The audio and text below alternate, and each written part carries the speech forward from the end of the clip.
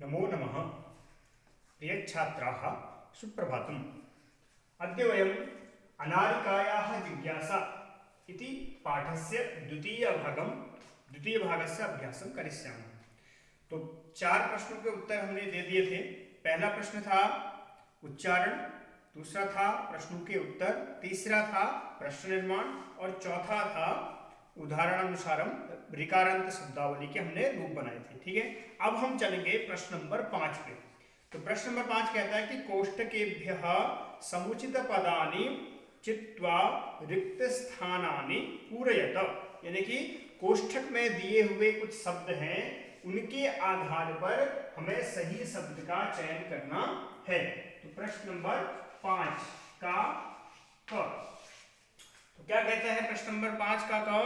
अहम प्रातः सह भ्रमणाय गच्छामि। सह के योग में कौन सी विभक्ति होती है?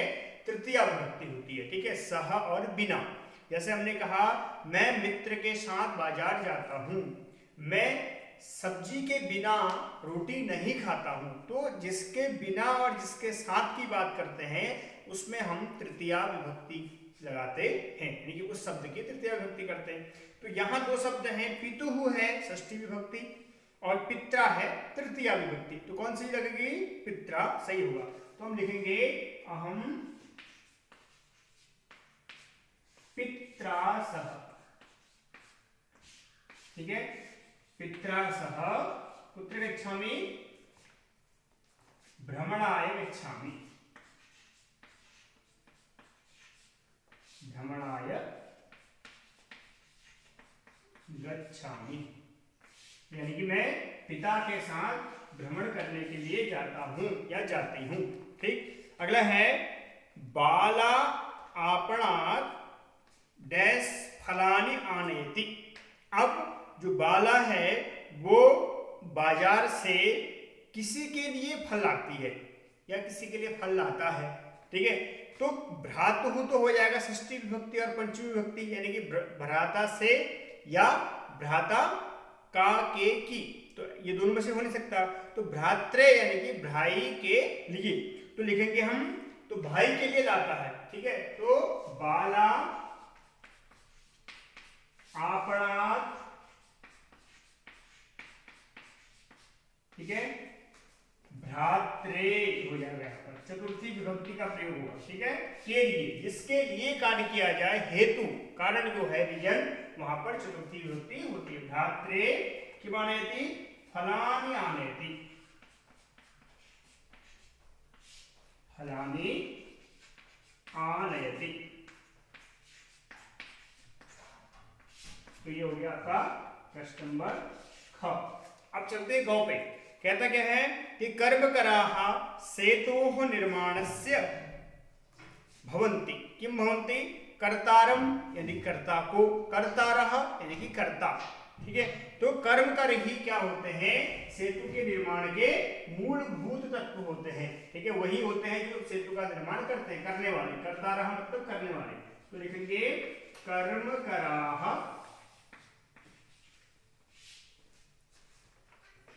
सेतोः निर्माणस्य, यानी सेतु मतलब पुल। ठीक है, तो निर्माणस्य किं भवन्ति? कर्तारः भवन्ति। तो कर्तारम बहुवचन है, प्रथमा बहुवचन भवन्ति होते हैं। ठीक, इसी का प्रश्न नंबर घ कहता है कि मम तु एतेषां प्रश्नानां उत्तराणि अददात्। तो मम पितरः मतलब बहुत सारे पिता, और पिता मतलब एक पिता। तो यहां पर एक वचन की क्रिया है, इसलिए मम पिता आएगा। ठीक है, तो मम पिता तु एतेषां प्रश्नानां, तु एतेषां प्रश्नानां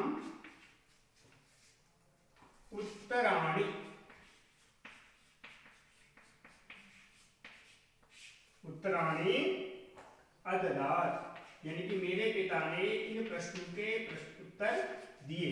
ठीक है, तो इस प्रकार से हो गया प्रश्न नंबर घ। अगला प्रश्न है तव कुत्र जीविकोपार्जनम कुरुतः। तो तह जहां पर क्रिया आती है वहां पर द्विवचन का कर्ता होता है। तो द्विवचन यहाँ भ्रातरः बहुवचन है, भ्रातरौ द्विवचन है। तो लिखेंगे तव भ्रातरौ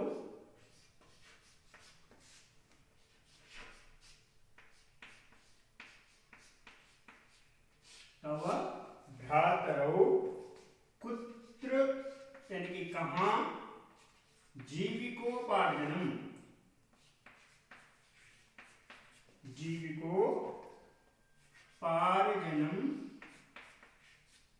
कुरुतः। अगर यहां पर कुरुवंती होता तो फिर यहां पर भ्रातरः हो जाता। ठीक है, प्रश्नवाचक चिन्ह हो जाएगा। तो इस प्रकार से प्रश्न नंबर 5 का जिसमें अलग अलग विभक्ति का प्रयोग करना था वो पूरा हुआ। प्रश्न नंबर 6 पे चलते हैं।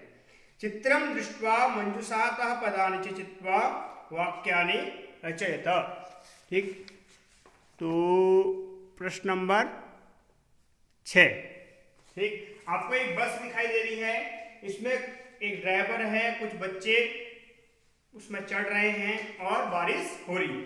ठीक, तो इस प्रकार से हमने कुछ वाक्य 3-4 वाक्य इस तरह से बनाने हैं इसी के आधार पर।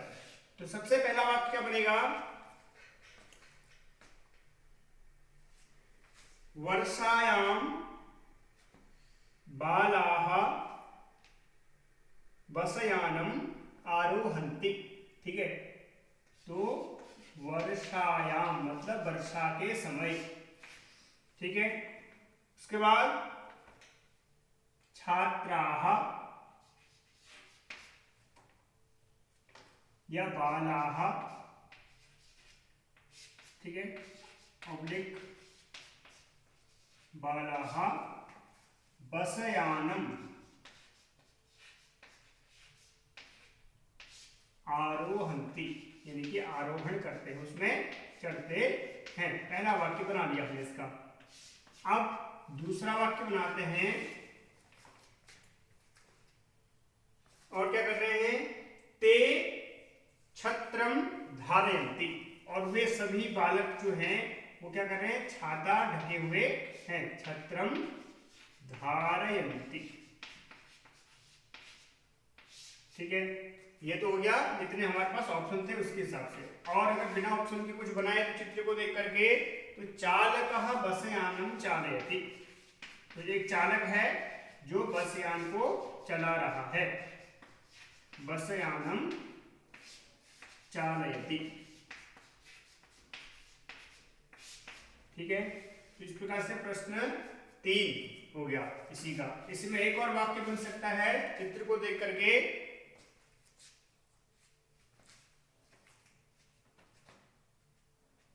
परिचालकः यानी कि कंडक्टर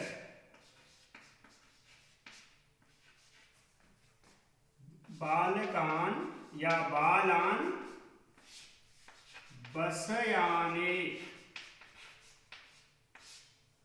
बसयानम आरोहतुम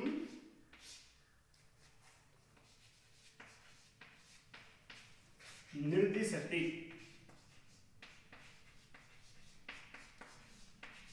ठीक, तो यानी कि जो परिचालक है वो बालकों को कहता है कि जल्दी जल्दी गाड़ी पर चढ़ो, ठीक है, बस पर चढ़ो। तो इस प्रकार से एक चित्र के आधार पर, चित्र को देख करके और चित्र के ऑप्शन को देख करके हमने 4 वाक्यों का निर्माण किया।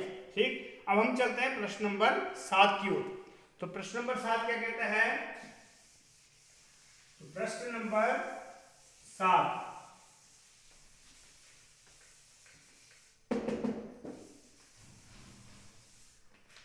प्रश्न नंबर 7 कह रहा है कि अधोलिखितानि पदानि आधृत्य वाक्यानि रचयतु। अब नीचे कुछ प्रश्न हैं, कुछ शब्द है, उन शब्दों के आधार पर क्या करना है, वाक्यों की रचना करनी है। ठीक है, पहला है प्रश्नाः, तो अनारिकायाः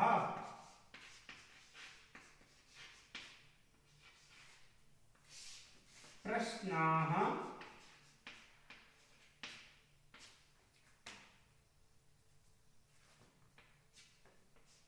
जिज्ञासा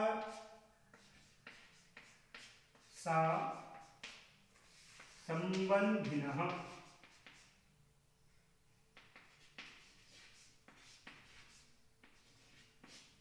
सन्ति। यानी कि जो अनामिका है वो अपनी जिज्ञासाओं को शांत करने के लिए क्या करती है, प्रश्न पूछती है। ठीक है, उससे संबंधित उसके प्रश्न रहते हैं। पहले दूसरा है नवीनः, शब्द यहाँ पर क्या है, नवीनः। तो नवीनः का प्रश्न क्या बनाएंगे, एक वाक्य बनाते हैं। नवीनः मतलब नया। कालिदासः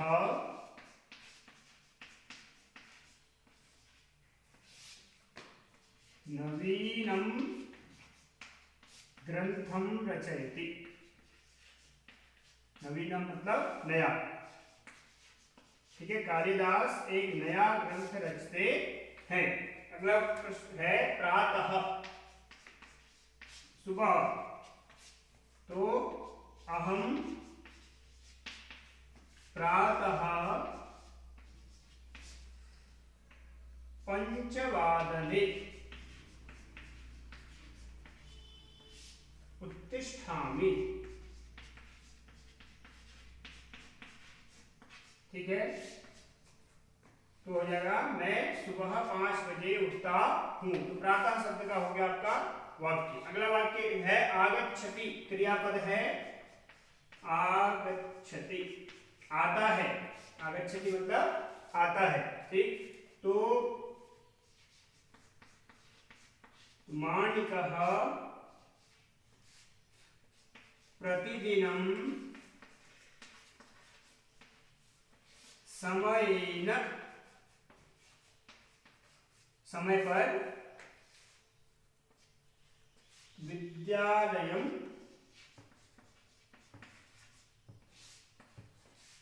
आगच्छति।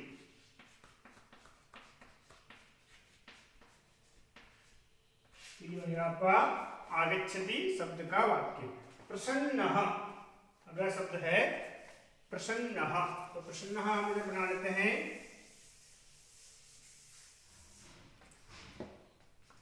अंतिम शब्द है प्रसन्नः। तो लिखेंगे वह पढ़ते समय हमेशा प्रसन्न रहता है। तो सः पठन समये सर्वदा प्रसन्नः भवति।